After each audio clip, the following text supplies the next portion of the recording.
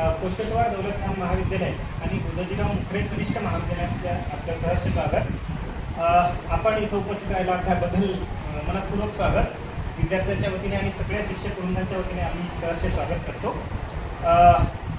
माझा पहिला प्रश्न तुम्हाला असा की नाट्य क्षेत्राकडे वळण्यापूर्वी किंवा नाटक या क्षेत्राकडे वळण्यापूर्वी तुम्ही कशा कशा पद्धतीने शिक्षण घेतलं आणि नाट्य क्षेत्राकडे कसे वळला? मुळात मी हिस्ट्री सांगतो, नाटकातली सांगतो, कारण मी आवाज येतो बाकी आवाज येतो मागे. मी पुसद तालुक्यातल्या पांढरा केदारी नावाचं एक गाव आहे, तिथं मी आहे प्रॉपर. की माझ्या गावात 4थीपर्यंत शाळा आहे आणि आमच्या गावाच्या 100-150 मीटर पैनगंगा नदी गेलेली आहे. त्या नदीच्या पलीकडे मराठवाडा सुरू अलीकडे मी आहे. पण मी तिथं राहिलो नाही. मी राहिलो बेलोऱ्यात 12वीपर्यंत शाळेत शिकलो. तोपर्यंत काही डोक्यात नव्हतं. फक्त तोपर्यंत मी मंदिरात तबला वाजवायला जायचो, तबला शिकत होतो. तर माझ्या डोक्यात होतं की तबल्यामध्ये आपण काहीतरी करूया, शिक्षण केलं किंवा काहीतरी केलं. नंतर मग 12वीत आलो. 12वीत आल्यानंतर नुकतंच आपले कॅम्प्युटर्स वगैरे आले होते. MSc-ITचा कोर्स करण्यासाठी मग मी पुसदला ॲडमिशन घेतलं. तर MSc-ITच का करायची? फक्त एका म्हणजे बेलोरा ते पुसद 35 किलोमीटर प्रवास आपण फक्त एका कोर्ससाठी का करायचा? मग मी काय केलं, 30-40 मराठी इंग्लिश टायपिंग, त्याचबरोबर स्टेनोग्राफी ह्याचं पण ॲडमिशन घेतलं. आणि ह्याचं वर्षभर अभ्यास केल्यानंतर मला 11वीत होतो. 11वी जस्ट पास करत होतो आणि 12वी. पण मला ना पहिल्यापासूनच लवकर कुठल्या गोष्टीचं कंटाळा आहे. कसं झालं ते MSc-ITची एक्झाम दिली, पण स्टेनोग्राफीची एक्झाम नाही दिली. वर्षभर प्रॅक्टिस केली पण एक्झाम आल्यानंतर मला कंटाळा आला. स्टेनोग्राफीची एक्झाम नाही दिली. वर्षभर टायपिंगची प्रॅक्टिस केली 30-40, पण एक्झाम आला, कंटाळा आला, मी दिली, सोडून गेली. त्याच्यानंतर 12वी झालं. 12वी झाल्यानंतर 12वी बेलोऱ्यात झाली, शिवाजी महाविद्यालय बेलोरा. पण आमचं सेंटर इथे गुणवंतराव देशमुख शाळेत. 12वी झाल्यानंतर काय करायचं आपल्या वेळेचा सगळ्यात मोठा प्रश्न होता. कारण आपल्या इकडं काय होतं की 12वी नंतर काय करायचं हा मुख्यत्वे लोकांना माहीतच नसलेला प्रश्न असतो बऱ्यापैकी. त्यातल्या त्यात ग्रामीण भागात तर जास्त असतो. फक्त एवढं असतं की आपण D.Ed करूयात आणि शिक्षक करूयात. मग D.Edला फॉर्म भरला, पण त्यातल्या त्यात मी हँडिकॅप प्रवर्गात असल्यामुळे आपला लागेल बा या हिशोबाने आपण लावला शिक्षण घ्यायचं. नंतर मग 12वी झाली आणि D.Edला फॉर्म भरला. आणि त्याचबरोबर म्हटलं ॲडमिशन पण घेऊन ठेवू BAला. कारण नाही समजा जर नाही लागला तर हिचं BAचा हातून जाऊन तेव्हा पर्सेंटेज खूप लागायचं. तेव्हा मला काहीतरी 63 का 65% होते. पण हँडिकॅप प्रवर्गात असल्यामुळे जरा ते होऊन गेला. 2004. मग ॲडमिशन घेतलं आणि माझे काका आहेत, मी हिंगोलीला फॉर्म भरला. तर काकांनी नाव पाहिलं आणि लगेच फोन केला टेलिफोनवर घरच्या की तुझा D.Edला नंबर लागला. मी पळत पुसदला आलो. गेट कॉलेजमधून आपलं ॲडमिशन काढून घेतलं आणि तिकडं रजिस्ट्रेशन करायला गेलो. तेव्हा तिथं कळलं की अंकुर वाढवे नाही तर अंकुश वाढवणे आहे. तर माझा नंबर लागलाच नव्हता. पण इकडे ॲडमिशन काढून घेतली, इकडचे पण ॲडमिशन फुल झालं. आता 1 वर्ष करायचं का आणि गॅप पडला. मग त्याच दरम्यान इंटरमिजिएटची परीक्षा आली. इंटरमिजिएटची सेंटर होतं तेव्हा. आणि गुलाब नबी आझाद कॉलेज तेव्हा तिथे नागपुरे सर वगैरे. तेव्हा मग मी KTDला ॲडमिशन घेतलं. KTD आर्ट टीचर डिप्लोमा नावाचं एक एक्झाम असते, सगळ्यांना माहिती. चित्रकला हा माझ्या पूर्वीपासून आवडीचा प्रश्न. म्हणजे मी लहानपणापासून चित्र फार उत्तम करायचं. म्हणजे तबला, संगीत आणि चित्रकला अशा कलेची आवड. त्यात काय झालं, त्यात मी लहानपणापासून 5वीपासून आमच्या गावचा म्हणजे 15 गावाचा मी ॲटम डान्सर होतो. ते मी 26 जानेवारीला आमच्या शाळेचं ॲटम डान्स आमचं 26 जानेवारीला आपलं गॅदरिंग व्हायचं होतं. तर आमच्या 15 गावातून एक शाळा आहे, त्याच्यामुळे 15 गावाचे लोक वगैरे जमायचे. फर्स्ट इयर आपला 5वीत होतं तेव्हा आम्ही डान्स केला होता, छोटा बच्चा जॅम असं. तो प्रचंड गाजला, हिट झाला होता. म्हणजे त्या डान्सवर बक्षीस म्हणून मला काहीतरी 2,500 आले. मी 5वीत तेव्हा मोबाईल नव्हतं, काहीच नव्हतं. आणि झालं असं की त्यानंतर लगेच हे झालं होतं ना गणपती, नवरात्री उत्सव. तर तेव्हा आमच्या वेळेस गणपती किंवा नवरात्री उत्सवामध्ये कलापथक यायची. सकाळी रात्री 9 वाजता चालू व्हायची ते सकाळी 6 वाजेपर्यंत. हां. त्याच्यात लेडीज काम करायचं नाही, पुरुष पुरुषच काम कपडे घालून काम करायचं. तर बऱ्याच वेळा काय व्हायचं, कधी कधी कुठलं नाटक लोकांना बोर व्हायचं, तर मग लोक उठून जायला लागले. तर मंडळाचे जे लोक आहेत ते अनाऊन्स करायचे की ते आता थोड्या वेळातच अंकुरवाडीचा डान्स आहे, लोक परत बसायचे. त्याच्यासाठी तयारी करून मला तिथे बसवायची आणि रात्रभरात एकच डान्स असायचा. म्हणजे पब्लिक होल्ड करण्यासाठी माझा वापर केला जायचा, म्हणून मी ॲटम डान्सर. ॲटम डान्स म्हणजे जसं चित्रपटामध्ये ॲटम ॲटम सॉन्ग ॲटम असतं, सॉन्ग असतं त्यावेळी तसं. Item dance. हा, हां. तर हे चालूच होतं. आणि मग मी ATDला ॲडमिशन घेतलं. सांगितल्याप्रमाणे 1 वर्ष प्रॉपर अभ्यास, प्रॉपर चित्र काढले, प्रॉपर असाइनमेंट केल्या आणि एक्झामच्या वेळेस मला कंटाळा आला. मी एक्झाम काय दिली नाही. मग आता 1 वर्ष गेलं, दुसऱ्या वर्षी करायचं काय, तर मग BAला ॲडमिशन घेतलं परत 2007. 2007मध्ये ॲडमिशन तर घेतलं, पण मी कॉलेजला कधीच गेलो नाही, कारण मला भीती होती. आणि आपण टीव्हीवर बघतो की रॅगिंग होते कॉलेजला, उच्च उच्च शिक्षणामध्ये शिक्षण प्रसार होते. होत आहे मला. तर मी कॉलेजला जायचं, मला भीती बसली. तर आपल्या पेड कॉलेजचे ढोरे सर म्हणून आहे. कवी लेखक का? भाऊ. नाही, आपले उल्हासराव भाऊ कवी विकास भाऊ. ठीक आहे. इथे प्राध्यापक आहेत, मराठीचेच आहेत. तर त्यांनी माझ्या बाबांच्या ऑफिसमध्ये कॉल केला की तुमचा जो मुलगा आहे तो कॉलेजला येत नाही, त्याला कॉलेजला उद्या पाठवा, त्या नाटकात त्याला घ्यायचं. ते इंटर कॉलेज कॉम्पिटिशन होतं सकाळ महानगरपालिका असं. हां. कॉलेजमध्ये गेलो आणि मी नाटकाच्या ग्रुपमध्ये येऊन जातो. तोपर्यंत मी एकतर कोला, म्हणजे कधी तुम्ही माणसात मिक्स नाही झालं. मला माणसाचा फोबिया होता. 4 माणसाच्यावर माणसं पाहिले तर दडपण वाटायचं, भीती वाटायची. पण नाटकाच्या ग्रुपमध्ये गेल्यानंतर ते जरा इंटरेस्टिंग लोक वाटले. ते म्हणजे ते कामाशी काम करतात वगैरे. तिथं असं वाटलं कदाचित लहानपणी जे कलापद्धत पाहिले त्याच्यामुळे पण कदाचित नाटक आवडत असेल. आपल्या भावविश्वासी समोर हां, तर मग मी तेव्हापासून नाटकात इंटरेस्टेड झालो. आणि मग मी कॉम्पिटिशन, कॉलेजचे जे काय सांस्कृतिक कल्चर आहेत, कार्यक्रम आहेत, ते कार्यक्रम अटेंड करायला लागलो. नंतर सेकंड इयरपासून मी स्वतः डिरेक्ट करायला लागलो, लिहायला लागलो, कार्यक्रमात भाग घ्यायला लागलो, कार्यक्रम मी आखायला लागलो. ग्रॅज्युएशन फायनल येईपर्यंत ह्या गोष्टी माझ्या आवड म्हणून होत्या. आणि ग्रॅज्युएशन पासआउट झालो.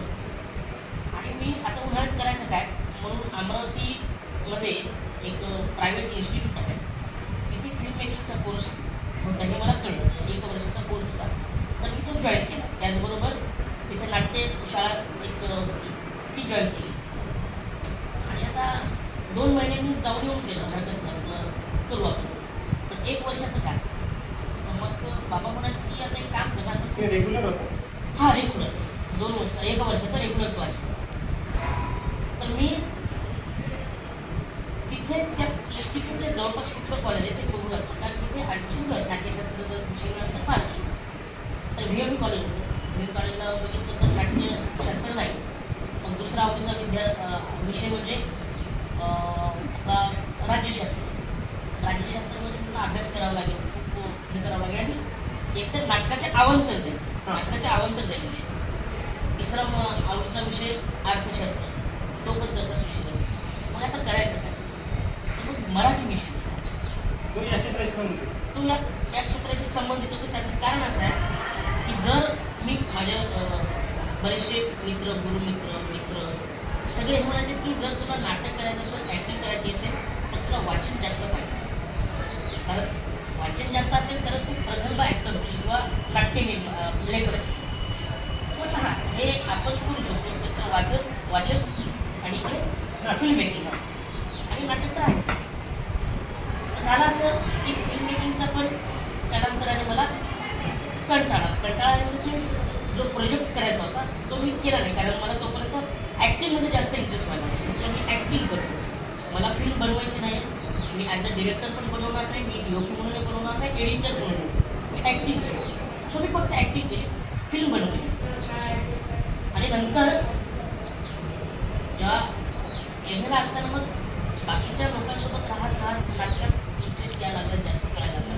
पण तोपर्यंत मला हे पण माहीत नव्हतं की नाटकात आपल्याला शिकता पण येतं. तर माझं मी सेकंड इयर असताना मी लिहिलेली एक एकांकिका होती, त्याचा परफॉर्मन्स झाला. तर तेव्हा गेस्ट म्हणून विद्यापीठाचे मंगेश बनसोड प्राध्यापक आहेत, ते गेस्ट म्हणून आले होते. तर त्यांनी ती एकांकिका पाहिल्यानंतर म्हणाले की तू MSD किंवा academy of theatre master arts किंवा ललित कला केंद्र का ट्राय करतो? म्हटलं हे काय असतं? हां. दलित कला केंद्र हे काही माहिती नाही. माहितीच नव्हतं ना, आपल्याला काहीच माहिती नाही. नाट्यशास्त्र काहीच काहीच माहिती माहिती काहीच माहिती नाही. पण त्यांनी सांगितलं की हे अशी अशी इन्स्टिट्यूट असते ज्याच्यात तू शिकता येते. मग मी MA कंप्लीट केलं तिकडे. हे मग त्या इंटरेस्टचा प्रोफेशन म्हणून विचार करायला सुरुवात केली. असं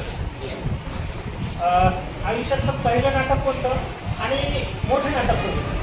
आयुष्यातलं पहिलं नाटक आपण दोघांनीच केलंय. बरं. त्याचं नाव आठवत नाही मला, पण कारण त्या खूप वर्ष चालू होतं. आठवीमधून काय झालं ते पहिलं नाटक. पहिलं नाटक आयुष्यात. त्याच्यानंतर मोठं नाटक. मोठं नाटक सर्किट हाऊस. म्हणजे कमर्शियल म्हणजे व्यावसायिक. व्यावसायिक. तसं जर बाकीचे नाटक म्हणाल की बरेच आहेत, कारण त्या दरम्यान बरेच नाटकं केले, पण व्यावसायिक नाटक सर्किट. व्यावसायिक नाटक. नाटक हे क्षेत्र व्यापक आहे, म्हणजे आशयाच्या दृष्टीने सुद्धा आणि सादरीकरणाच्या दृष्टीने सुद्धा. आमचे विद्यार्थी या क्षेत्राकडे पाहतात तेव्हा ती व्यावसायिक संधी म्हणून पाहतात. आता ही व्यावसायिक संधी या विद्यार्थ्यांना कशी मिळवता येईल किंवा कशी प्राप्त करता येईल? तर मुळात डायरेक्ट व्यावसायिक संधी म्हणून बघणं हे मला असं वाटतं की चुकीचं आहे. त्याचं कारण असं आहे की तुम्ही पैशाच्या मागे धावणार तर तुम्ही तुमची प्रगती खुंटवणार. त्यामुळे तुम्ही नाटकामध्ये जास्तीत जास्त रमा. नाटक काय ते समजून घ्या, अभिनयाचे बारकावे समजून घ्या, नाटकाचे बारकावे समजून घ्या. शिकत शिकत राहा. जेव्हा तुम्हाला असं वाटेल की आता आपल्याला नाटक थोडंफार जमायला लागलं, तेव्हा तुम्ही ऑडिशन्स ट्राय करा कमर्शियलच्या व्यवसायाला. जर तुम्हाला त्यातून संधी मिळाली, आता काय असतं की व्यावसायिक नाटकामध्ये किंवा हा व्यवसाय त्या क्षेत्रात काम मिळणं कठीण नाही. काम मिळतं, सहज मिळतं, पण ते टिकवून ठेवणं खूप कठीण. म्हणजे तुम्हाला एक संधी मिळाली तर त्या संधीवरून तुम्हाला दुसरी संधी निर्माण करता आली पाहिजे. नाहीतर एक संधी मिळून आपण जर घरी परत आलो, हे आव्हानात्मक. हे आव्हानात्मक आहे, हे चॅलेंजिंग आहे. त्याच्यासाठीच नाटक निवांत सुरुवातच व्यावसायिक म्हणून बघूच नाही. पहिले बारकावे शिकून घ्या. जर तुम्हाला व्यवसायच नाही मिळाला, म्हणजे समजा एखादं कमर्शियल कामच नाही मिळालं, तर मग काय करणार? खचून जाणार. त्यापेक्षा तुम्ही तुमचं नाटक तयार करा, तुम्ही तुमचा व्यवसाय तयार करा. ते कधी करणार? जेव्हा तुम्ही नाटकाला अभ्यासपूर्वक बारकाईनं बघा, त्याच्यातल्या काय काय गोष्टी आहेत ज्या माझ्या पॉझिटिव्ह आहेत, ह्याच्यात मी हे करू शकतो, तर मग ते नाटक मी करू शकतो. आणि त्याचे 5 रुपये तिकीट लावलं, 5 रुपये तिकीट लावलं, 100 जरी लोक आले, 50 रुपये जरी आले, तुम्हाला प्रॉब्लेम नाही. आपल्याच कामाचे आपल्याला पैसे मिळत आहेत, याची सुरुवात झाली तर तुम्ही तुमचा व्यवसाय स्वतःचा निर्माण करू शकता. एक आता तुम्ही नाट्य अभिनेते पहिल्यांदा आहात. नाट्य अभिनेते आणि चित्रपट अभिनेते हा मला फरक वाटतो. असा काही नाही फरक. खूप लोकांना वाटतं की थिएटर ॲक्टिंग आणि फिल्म ॲक्टिंग, कॅमेरा ॲक्टिंग हे फरक आहे. असं काही नसतं. काय असतं की आता मी नॉर्मल ह्या लोकांसोबत बोलत आहे, मला त्यांचे रिॲक्शन मिळत आहेत, मला इथंच कळतं माझं काम चांगलं होते की नाही. फिल्ममध्ये रेकॉर्डेड मी ॲक्शन करतोय, लोकांचे रिॲक्शन काय मिळतात ते मला माहीत नसतं. बस एवढाच फरक आहे. पाठांतर वगैरे खूप करावं लागतं. सारखंच आहे, नाटकाचं सारखं आहे, तिकडे सारखंच आहे. हा फक्त परफॉर्मन्स स्टाईल, अभिनयाची सादरीकरणाची शैली बदलते. म्हणजे जेव्हा नाटकात काम करतो तेव्हा मी 5 फूट नंतरच्या प्रेक्षकापासून ते बाल्कनीत बसलेल्या प्रेक्षकांसाठी काम करतो. तर माझे हावभाव, माझे हालचाल, माझा आवाज त्यांच्यापर्यंत पोहोचला पाहिजे. त्याच्यामुळे माझ्या हालचाली अशा मोठ्या होतात, प्राऊड होतात. फिल्ममध्ये तसं नाही, कारण मला माहिती आहे कॅमेरा एवढा लागला, माझा एवढंच दिसतंय, मी एवढं केलं तरी शेवटच्या रांगेत पण दिसणार तेवढंच. फक्त तेवढंच एक आहे की अभिनयावर कंट्रोल येतो कॅमेरामध्ये करतो. चांगला अनुभव नाटकातला आहे की चांगला अनुभव चित्रपटातला? म्हणजे तुला चांगले अनुभव कुठे आहे? चित्रपट दोन्ही एखादा असा चांगला अनुभव जो त्याच्यातून शिकायला मिळेल. असं सगळंच म्हणजे प्रत्येक गोष्टीमध्ये एक नवीन काहीतरी शिकायला मिळतं. प्रत्येक गोष्टीमध्ये अभिनय पात्र बदलले की शिकायला, प्रोजेक्ट बदलला की तुम्हाला शिकायला मिळतं. तुमचं सराउंडिंग बदलला, तुमच्या आजूबाजूचे लोक बदलले की तुम्हाला त्यांच्याकडून शिकायला मिळतात. आजूबाजूचे लोक बदलले शिकायला मिळतं, वातावरण बदलते शिकायला मिळतं. असं जेव्हा आपली शिकण्याची वृत्ती थांबली ना की मग आपण घडत नाही असं मला वाटतं. त्याच्यामुळे माझा प्रत्येक प्रोजेक्ट हा मी वर्कशॉप करून बघतो. नाटकात बरंचसं शिकायला मिळालं असं तुम्ही म्हटलं. हे कशा म्हणजे असं काय तुम्हाला काय शिकायला मिळालं? काय आहे की बऱ्याचदा आपल्याला काय करायचं नाही हे कळत नाही. बऱ्याचदा असं होतं की हां तर मी पण ॲक्टिंग करू, ओके ठीक आहे, पण तुला किती जमते हे तुलाच कळली पाहिजे. म्हणजे मला जर माझ्या अभिनयाच्या चौकटी माहीत असतील तर मी त्या चौकटीमध्येच अभिनय केला. हेच वारकरी नाटकात काम करताना. माझा पुढचा प्रश्न असा की नाटक या चित्रपटाचे शिरला आहे, याकडे कुटुंब कसं पाहतं, मित्र कसं पाहतात किंवा आजूबाजूचा परिसर कसा पाहतो? काय असतं प्रत्येक क्षेत्रात जेव्हा तुम्हाला सक्सेस नाही मिळत तोपर्यंत त्या गोष्टीवर तुम्हाला चिडवण्यात जातं. आपली फॅमिली असो मित्र असो कोणी, मी कुठलंही क्षेत्र असतं, कुठलंही क्षेत्र येईल त्या क्षेत्रात जर तुम्हाला सक्सेस नाही मिळालं तर चिडवलं जातं आणि जर सक्सेस मिळालं की त्याचा उदो होतो. काही गोष्टी हे बघत नाहीत की याचं जेव्हा स्ट्रगलिंग पिरियड आहे किंवा मग याची जी प्रोसेस आहे कामाची त्या प्रोसेसमध्ये मी याला काय मदत केली किंवा लोकांनी त्याला काय मदत केली, मग सक्सेस मिळाल्यानंतर तो लोकांची का मदत करतो. म्हणजे बरेच जण असे असतात की आता मला अनुभव येतात बरेच फेसबुकवर मेसेज येतो किंवा इंस्टाग्रामवर मेसेज येतो एक मी पुस्तक करते, मग मला तुमच्याकडून बाईक पाहिजे किंवा मग तुम्ही आला तर जरा घरी चहा प्यायला का, ओळख नाही ना, ओळखणार तर मी कसं आहे हां तुम्ही मला ओळखता मी तुम्हाला ओळखणार हां आता तुम्ही मी ओळखतो एकमेकांना. तुझा फोन केला सारे ऐकते इकडे आलास का शाळेत कार्यक्रम आहे का येणार का? ठीक आहे कारण मला वेळ आहे आपण सोबत राहून मला माहिती आहे तुमची आत्मीयता काय मित्र म्हणून. तर ज्यांची माहितीच नसेल तर त्यांनी ह्याची पण अपेक्षा ठेवते. किंवा आयुष्यभर आपले नातेवाईक असतात ना, नातेवाईक सगळ्या डेंजर नातेवाईक आणि नातेवाईकाचं आपल्या आईवडिलांचं खूप काय असतं. मी जेव्हा MA मराठीला होतो तेव्हा गावाकडे जायचं वेगळं पाठवलं आपण किती शिक्षण मला पण मदत करणं कामाधंदे करा काहीतरी तर शिक्षणाचा फायदा आहे का. नंतर परत दुसऱ्या अंगाला शिक्षक राहा मरा शिकू शिकू पण मायबापा उपाशी मरा तुम्ही अरे मायबापाकडे लक्ष द्या काय शिक्षणात नाही आहे काही शेती पाहा आधी तो दृष्टिकोन नाही आता बदलला पण बदलण्याचा इंटेन्सिटी एकदमच चेंज झाली. आता काय म्हण घरी पैसे देत असतात का एकच खात असतात अरे काय मला की एक गोष्ट आठवत गाडवाची वाटत आहे गाडवाची तशी गत आहे आणि ती खरंच आहे. त्याच्यामुळे कोण आपल्याला किती सपोर्ट करतं हे ओळखूनच आपण रिॲक्ट केलं पाहिजे. उगाच प्रत्येकाला आपण भाव देत नाही की माझं पर्सनल होतं. बरं नाटकातले किंवा नाट्य क्षेत्रातले असे कोणते कलाकार आहेत किंवा असं कोण आहे की जे तुम्हाला प्रेरणास्थान म्हणून वाटतं कारण तुमच्या हातावर त्यातून तुमच्या चॅप्लिन्स आहे? काय माझे प्रेरणास्थान किंवा माझ्या आवडीचे नट असं एक नाही, माझे बरेचसे आहेत. जसं की चार्ली चॅप्लिन आहे, हिथ लीजर आहे, हॉलिवूडचे ॲक्टर आहे, द डार्क नाईटला जोकर, त्याच्यानंतर फिल्डर बिकलेज आहे, त्याच्यानंतर पीटर ब्रूक आहे, त्याच्यानंतर मर्लिन मोनरो आहे. आपल्या इंडियन सिनेमामध्ये असे बरेचसे आहेत. त्यांच्याकडे बघून काय काय शिकण्याची एक मी ठेवतो की बच्चन साहेब आहे, अशोक सराफ आहेत, लक्ष्मीकांत बेर्डे आहे, इव्हन लक्ष्मीकांत बेर्डेचा मुलगा आहे अभिनय. असे बरेचसे आहेत की त्यांच्यासोबत काम करायला पण त्यांच्यासोबत बोलायला पण एक वेगळं लागतं. कारण काय लक्ष्मीकांत बेर्डे एक सुपरस्टार, एक मोठं नाव आणि त्याचा मुलगा तेवढाच डाऊन टू म्हणजे एवढा साधा आहे. त्याला तो पाहिजे होता, अहंकार पाहिजे होता, पण त्याच्याकडे नाही. त्याला माहिती आहे मला काम करायचं, त्याच्या बापाकडे तसं नको त्याच्याकडे. त्याच्यामुळे ही गोष्टी आपल्याला शिकायला म्हणजे तुम्हाला उद्या 4 काम मिळाले तर मी छाती फुगून नाही चाललं पाहिजे. कारण ते बघ ते माझ्यापेक्षा तर लहानपणापासून या क्षेत्रात राहिलं नाही. त्याला जर काही नसेल तर मी ठेवणार. त्याच्यामुळे प्रत्येक कलाकारांसोबत कलाकारांकडून मी काही ना काही घेतलं असतो.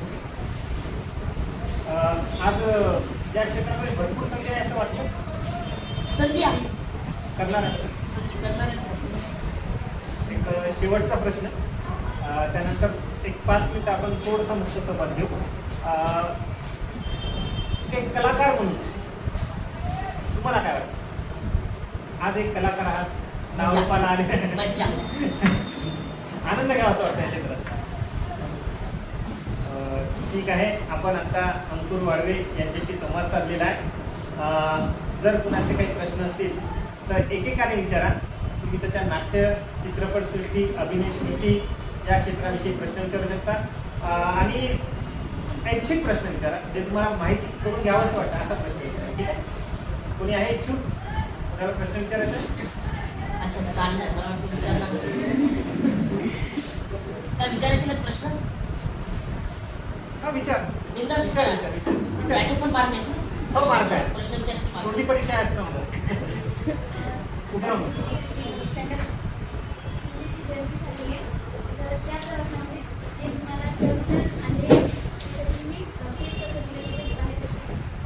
मी ना काय आहे, मी जन्मापासून तर आत्तापर्यंत मी फार काही लोकांना मानतो. यातले गौतम बुद्ध आहे, चार्वाक आहे, म्हणून असे काही लोक आहेत. आणि ह्यांचं असं म्हणणं आहे की माझं एक माझी फिलॉसॉफी मी सांगतो. पण माझं असं मत आहे की माणसाने एकदा झोपेतून उठल्यानंतर झोपेपर्यंतच आयुष्य जगावं. कारण झोपेतून उठण्याच्या आधी माहीत नाही आपण कधी मरणार, आणि झोपल्यानंतर डोळे उठल्यानंतर माहीत नाही आपलं काय होतं. त्याच्यामुळे ज्या घटना आहेत, ज्या गोष्टी आहेत, त्या गोष्टीचा एन्जॉय करत तर मला कधी असं वाटलंच नाही की मला ह्या गोष्टीचा त्रास झाला किंवा ह्या गोष्टीचा मला प्रॉब्लेम आहे. कारण मी त्या गोष्टी एन्जॉय करतो, त्याच्यामुळे मला त्या गोष्टीचा त्रास असं वाटलं नाही आणि मी करून घेतलाही. हा मार्मिक प्रश्न होता. येस. हां, पण प्रश्न होता. म्हणजे मला असं स्पष्टीकरण द्यायचं होतं की आपल्याकडे काही गोष्टी नसताना, काही गोष्टी नाही आहेत एका कलाकाराकडे, पण तीच गोष्टी त्याची क्षमता होती, त्याचं पॉवर होतं, आणि त्या पॉवरमुळे इतक्या संधी उपलब्ध झालेल्या आहे हे या व्यक्तीला कळलेलं आहे. आणि म्हणून आपल्याजवळ जी मला असं वाटतं की आपल्या ज्या कमतरता हां. आहेत त्या ओळखता आल्या पाहिजे. म्हणजे मी मगाशी बोलतो ना की आपले जे आपल्या गोष्टीतल्या ज्या कमी उणीवा आहेत त्या ओळखता आल्या पाहिजे. का तर उणीवा आपण स्वतःच्या ओळखल्या तर त्याला आपण पॉझिटिव्ह वेने म्हणजे करू शकतो, बांधू शकतो, मॉडेल करू शकतो, त्याचा वापर करू शकतो. म्हणजे इतर लोक आपल्या गोष्टीचा वापर करतातच ना, मग आपणच आपला वापर काय नाही करायचा. आणि तसेही नाट्यशास्त्रात किंवा या क्षेत्रात ॲक्टर म्हणजे स्वतःची बॉडी विकण्यासाठीच आला आहे. ॲक्टर स्वतःला विक्रेता असतो स्वतःलाच. त्याच्यामुळे आपल्याला माहीत असलं पाहिजे की आपलं प्रोडक्ट जे आहे कुठं डॅमेज आहे, ते कुठं फसू शकते आणि याचं स्ट्रॉंग पॉईंट आहे. ह्या गोष्टी आपल्याला माहीत असल्या तर मग आपण त्या गोष्टीवर मात सहज करू शकतो. म्हणजे माझा मित्र आहे, जेव्हा MPSC खूप फॉर्ममध्ये आली होती ना, MPSC एक्झाममध्ये आम्ही दोघं सोबत नाटक करायचो, पथनाट्य करायचो, अमरावतीचं मित्र. तर त्याला काय माहीत काय झालं, तुम्ही मी MPSCची तयारी करतो. MPSCची तयारी नको बस, आपल्या नाटकाचा भाग आहे, माझ्यासोबत मुंबईला चालू. तर नाही, मी काय तू नाईट तशी तर होतोच नाही. बघ मी मग मुंबईला गेलो. 3-4 वर्ष त्यांनी MPSC केली. त्याच्यानंतर त्यानं फोन केला, वेगळ्या MPSC आपल्याला जमत नाही, आपण परत याच मार्गावर परत तो फिरला याच मार्गावर. म्हणजे एखादी गोष्ट आपल्याला जमत नाही हे समजण्यासाठी तुम्ही 4 वर्ष घातली. 4 वर्षात आपल्याला एवढं कळलं पाहिजे की दिवसाला किती घंटे असतात, त्या घंट्यात किती सेकंद असतात, सेकंदाला किती वेळ. म्हणजे आपण 4 वर्ष वाया नाही घालत, 4 वर्षातला एक सेकंद वाया. आणि तो 1 सेकंद आपल्यासाठी कदाचित तो जर मुंबईला आला असता तर तो माझ्यापेक्षा पण मोठा स्टार असता. कारण त्याची टायमिंग, त्याची ॲक्टिव्ह स्टाईल माझ्यापेक्षा खूप सरस आहे. पण त्याचा 1 सेकंद तो चुकला, त्याच्यानंतर 4 वर्ष, 4 वर्षानंतरचे 5 वर्ष, 5 वर्षानंतरचे आत्ताच आयुष्य. त्यामुळे निर्णय घेताना कधीही विचार करूनच घेतला पाहिजे, बाबा हीच खरी जागा आहे की आपण घ्यायची, नाहीतर मग थांबायचं. पुढचा कोणाचा काही प्रश्न विचारायचा? विद्यार्थिनी म्हणून मी प्रश्न विचारते की आता अभिनय करणं हे फार कठीण काम आहे, तर रोज तुम्हाला त्याच्यासाठी काही स्पेसिफिक वेळ द्यावा लागतो का स्वतःला पॉलिश करायला, किंवा जे दिग्दर्शन असते नेपथ्य असते त्यासाठी स्वतःला काही रंगीत तालीम रोज असा वेळ द्यावा लागतो का की काय करावं नाही, लागतं? मुळात हा भ्रमच आहे, चुकीचा आहे की अभिनय करायला खूप त्रास लागतो. अभिनय ही नैसर्गिक गोष्ट आहे. ही जे सजीव प्राणी आहेत, जे जिवंत प्राणी आहेत त्यांच्यामध्ये आपसूक आलेली असते. फक्त फरक हे असतो की काही लोक त्या अभिनयाला ओळखून घेतात आणि त्याला डेव्हलप करतात, ते अभिनेते होतात किंवा नाटक करतात. काही लोक ह्या गोष्टींना मारून टाकतात, मग कालांतराने ते कपटी होतात, कालांतराने ते बदमाश होतात, कालांतराने ते ह्या अहंकारी किंवा मग इतर गोष्टीकडे जातात. पण त्यांना असं वाटतं की आपण अभिनय म्हणजे काय, साधी गोष्ट आहे की जेव्हा 2-3 वर्षाचं बाळ असतं त्याला बोलता येते का? बोलता येत नाही. भूक लागल्यावर रडते की नाही? बरोबर. म्हणजे त्याला सांगता येते. बरोबर. तेच बाळ थोडं मोठं होऊ द्या, शाळेत जायला लागू द्या, त्याला शाळेचा कंटाळा आला, सगळ्याला झालेला, आपल्याला पण आलेला आहे. नेमकं काय दुखते सांगा बरं? पोट दुखते, डोकं दुखते का? डायरेक्ट तापेसारखं करता येत नाही. बरोबर. अजून थोडं मोठं होऊ द्या, अभिनय हाच आहे. अजून थोडं मोठं होऊ द्या, समजा एखादी व्यक्ती आपल्याला आवडत नाही आणि ती समोरून आहे, पण आपल्याला दाखवता येत नाही कारण ते मोठा माणूस आहे किंवा मोठी व्यक्ती आहे. आपण त्याला बोलतो त्याला राग येऊ शकते. आपण एवढं स्माईल करून बोलतो त्याला गुड मॉर्निंग सर आणि मनात किती शिवे असतात. तोच अभिनय फक्त आहे की तो अभिनय काही लोक डेव्हलप करून ते स्टेजवर करतात, काही लोक ते विसरून जातात. म्हणजे जशी माणसाची शेपूट गहाळ झाली ना, माणसाची शेपूट माहिती आहे तुम्हाला, माणसाची शेपूट जशी गहाळ झाली तसेच प्रत्येक माणसाच्या आयुष्यातला किंवा त्याच्यातला जो अभिनय असतो कालांतराने तो गाळ होऊन जातो. फक्त आता अभिनय म्हणून अभिनेता म्हणून जर मी हे प्रोफेशन निवडलं तर साहजिकच मला वाचन आलंच, मला मेमरी स्ट्रॉंग ठेवलीच पाहिजेत, पाठांतर केलंच पाहिजे. मी 10 वर्षाआधी केलेली गोष्ट पण मला जेव्हा मी स्टेजवर उभं राहील तेव्हा ती गोष्ट मला आठवलीच पाहिजे. का तर तो मी एक बिझनेस म्हणून किंवा तो माझा धंदा म्हणून मी निवडला. ह्या गोष्टीची ही तयारी करावीच लागते, तेवढं तर करावंच लागतं. पण अभिनय करणं कठीण नाही, एवढं माझं सरळ करणं. अजून कोणाला काही प्रश्न? ठीक आहे, आपण समारोप करूया पण सुंदर पद्धतीने. प्रश्न अजून एखादा दुसरा आहे असताना फार होईल. हां, मुलांमधून कोणी? एकच प्रश्न आला विद्यार्थ्यांमधून, कारण विद्यार्थ्यांमध्ये प्रश्न आले पाहिजेत. मगाशीच मी बोललो, कारण प्रश्न पडले नाही तर तुम्ही काहीच करू शकणार नाही असं माझं मत. अभिनय संदर्भातच नाही, कशाने रवी सर, तुम्ही तुमच्या लाईफमध्ये सर्वात पहिले कोणत्या शोमध्ये काम केलं? मी टी व्ही शो की theatre show? T V show. मी 2015 मध्ये फक्त मराठी नावाचं एक चॅनल आहे, त्याच्यावर फिल्मी टाइमपास नावाची एक सुरू, त्याच्यानंतर टिप्पणी, मग सुरूच मोठीच चला हवा होते. हवा योद्याने घराघरात पोहोचवलं. त्याच्या आधी बरेच काम केलंय मी, पण हवा योद्याने मला नावाने ओळख दिली. अजून कोणाला काय विचारायचं आहे?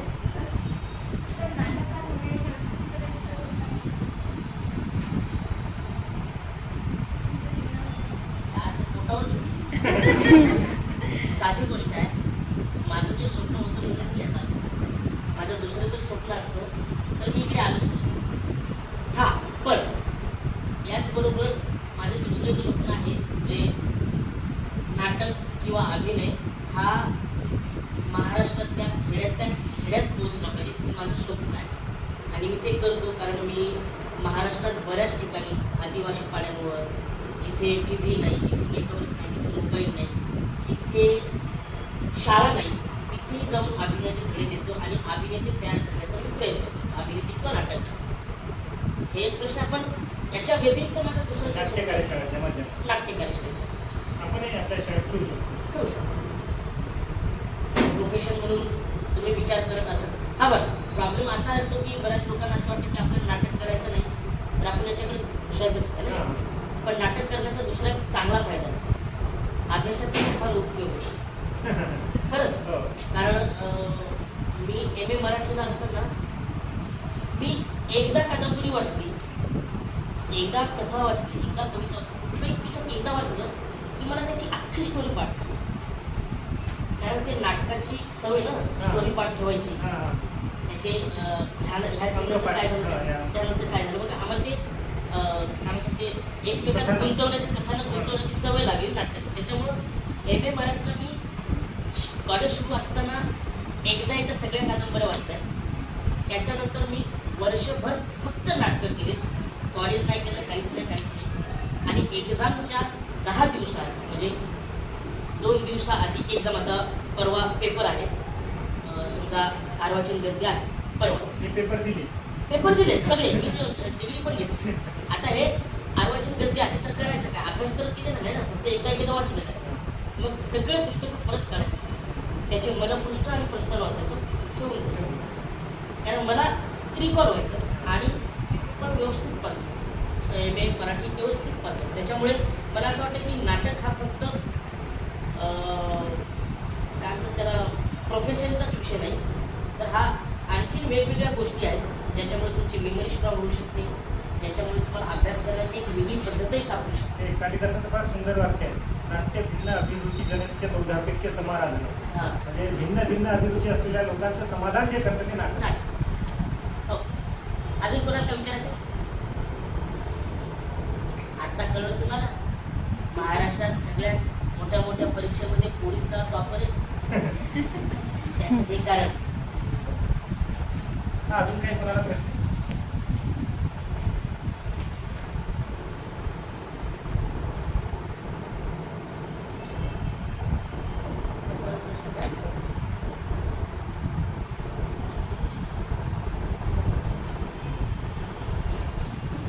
मी विनंती करतो अंकुर तुमच्यासाठी दादा म्हणून आपण त्याला अंकुर दादाला की त्याची कविता, तो कवी सुद्धा आहे आणि आम्ही लहान असताना सुद्धा त्याच्या कविता ऐकलेल्या.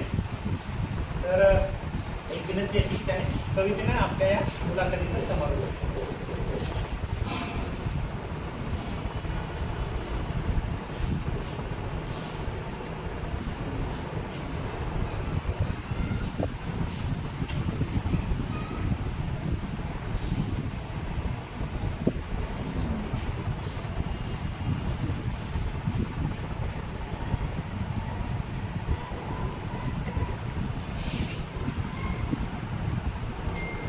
माझी कविता आहे, मी कविता लिहिली.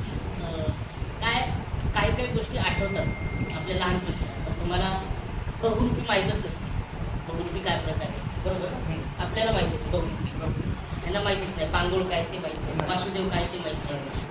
तर आत्ता ना मुंबईत असंच एक दिवस असं बसला असतो, तेव्हा आठवलं की अरे हे प्रकारच लुप्त झाला त्या पांगुळ बहुरूपी. तर बहुरूपीवर एक कविता केली होती. ती कविता ऐका. त्या नावचा आला म्हणजे वॉरंट, अटक करायला आलो बा तुरंत. त्या नावचा आला म्हणजे वॉरंट, अटक करायला आलो बा तुरंत. सगळे हैराण झाले पोटे म्हणे केलं तरी काय, सगळे हैराण झाले पोटे म्हणे केलं तरी काय. तोंडात पदर लावून घरात पळून गेली महिमा. एका झटक्यात झालो आरोपी मी, एका झटक्यात झालो आरोपी मी. गेलो जरा हैराण मी. खाकी वर्दी, डोक्यावर टोपी, भरली जाड मिशी, कंबर भरती बारीकशी, फाटका जोडा पायात, काखत थैला, असा पोलीस ना पहिल्यांदा पाहिला. बसला जरा केला त्या नकलला पुकारा, बसला जरा केला त्या नकलला पुकारा. बाबांना म्हणे तुमच्या पोराची जमानत करा. तुम्ही म्हणत असाल तर चहा पाण्याचं पहा जरा. त्याने सांगा असं नको वागू, त्याने सांगा असं नको वागू. सला मला काय कळे ना केलं तरी काय असं, सला मला तरी काय कळे ना केलं तरी काय असं. भांडण तंटा नाही तरी मलाच आरोपित केलं तरी कसं. शाळेचं पक्यानं तर माहीच कम्प्लीट केली नाही, पक्यानं माहीत कम्प्लीट केली नाही. पण कालच्या पक्यानं मॅच चोरल्या, पोट्यात नेऊन त्यानंच पुरल्या. विचारलं तर मॅच तुत्रीत मारली आणि मा बी मग त्याची चांगलीच जिरवली.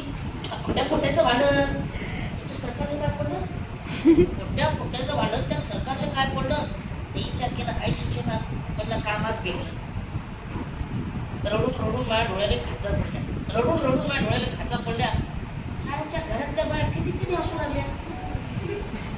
बाबानं त्या पोलिसांनी 10 रुपये दिले. बाबाने त्या पोलिसांनी 10 रुपये दिले. एकदा सोडतो, जाता जाता बोलला म्हणजे पोलीस 10 रुपयात कसा मांडला? पोलीस 10 रुपयात कसा मांडला? प्रश्न मला बाबाकडे मांडला. बाबा म्हणे भूषण मोठा तेव्हा कळत होता, कळलं आता तो सायचा भरू.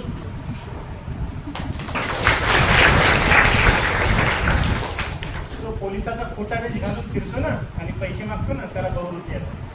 आणि ते विशिष्ट समाज हा व्यवसाय करतो आणि त्या माध्यमातून पैसे घेतो. आपण टाळ्याच्या गजरात अंकुर वाडवे यांचं आभार मानूया. 3 क्लॅप्स गो.